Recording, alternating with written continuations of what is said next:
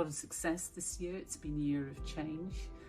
More people than ever have used our service, and we're really pleased about that. But we know that people want us to deal with their complaints quickly and in an inclusive way, and with increasing caseload that presents us with a real challenge. But for the future we'll continue to work on that and provide a service to as many people in Wales as we can.